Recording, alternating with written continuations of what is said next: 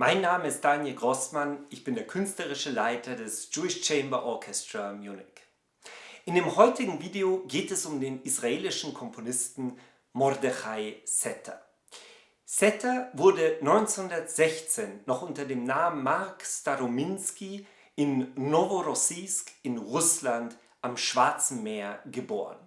Doch schon als 10-jähriges Kind verließ er mit seiner Familie Russland und emigrierte als früher zionistischer Siedler nach Palästina. Dort lernte er Klavierspielen, das hatte er bereits in Russland begonnen und zeigte sich da als überaus talentierter junger Pianist. Im Alter von 16 Jahren verließ er dann schließlich Palästina und seine Familie und studierte in Paris. Zunächst Klavier und wechselte dann aber sehr schnell zur Komposition. Seine Lehrer in Paris gehörten damals zu den wichtigsten Kompositionslehrern der Welt: Paul Dukas, Igor Strawinsky und Nadia Boulanger. Nach 5 Jahren, 1937, kehrte er schließlich nach Palästina zurück, war 21 Jahre alt und auf der Suche nach einem eigenen Kompositionsstil. Auf dieser Suche waren aber auch viele andere Komponisten in Palästina und diese Suche, die dauerte viele Jahrzehnte, auch noch nach Gründung des Staates Israel. Man überlegte sich, was der nationale Stil des Landes sein könnte, der nationale musikalische Stil. Und dabei war man beeinflusst einerseits von der jüdischen liturgischen Musik und andererseits von der jüdischen Volksmusik. Ganz besonders von der Volksmusik der sephardischen Juden.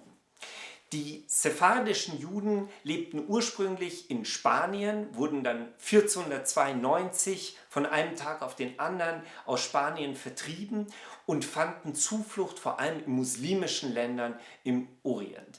Und dadurch war ihre Musik auch sehr stark von der orientalen Musik beeinflusst. Das erste Werk, mit dem Mordechai Setter als Komponist Erfolge feierte, war seine Schabbat-Kantate.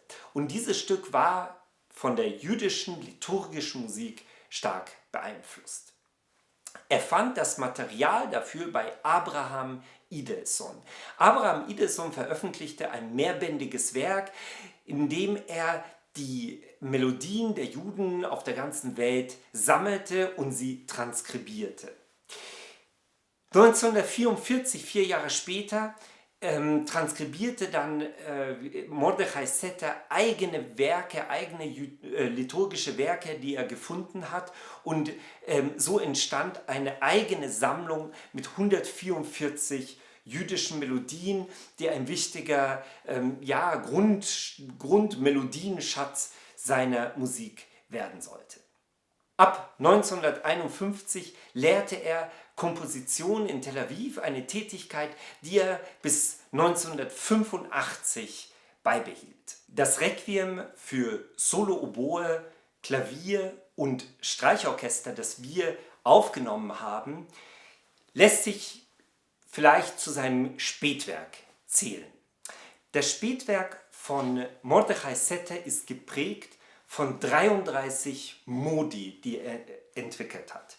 Diese 33 Modi bestehen aus 12 bis 25 diatonischen Tönen und geben seinem Werk einen sehr, sehr eigenen Charakter. 1970 beginnt die Spätphase seines Werkes und gleichzeitig zog er sich auch immer mehr aus der Öffentlichkeit zurück und seine Musik wurde dementsprechend auch immer introvertierter. Er selber beschrieb sie als eine Existenzform, in der die Stille ein bedeutungsvoller Klang ist. Setter zählt zusammen mit Ödön Bartos, von dem wir noch ein Stück veröffentlichen werden, das wir aufgenommen haben, und mit Paul Ben-Chaim zu den Gründervätern der israelischen Kunstmusik und ist damit auf jeden Fall einer der wichtigsten Komponisten in Israel. Außerhalb des Landes wird sein Werk praktisch gar nicht aufgeführt und in Israel immer wieder, aber ich bin der Meinung, dass er den gebührenden Platz eigentlich bis heute nicht gefunden hat. Ich möchte allen sehr ans Herz legen, sich die Musik von Mordechai Setter anzuhören. Es gibt ein sehr breites Werk für Solo-Klavier, ganz wunderbare Musik und auch weitere Stücke für Orchester. Abonniert unbedingt unseren Channel und schreibt in die Kommentare, was ihr gerne über jüdische Kultur, über jüdische Musik erfahren würdet.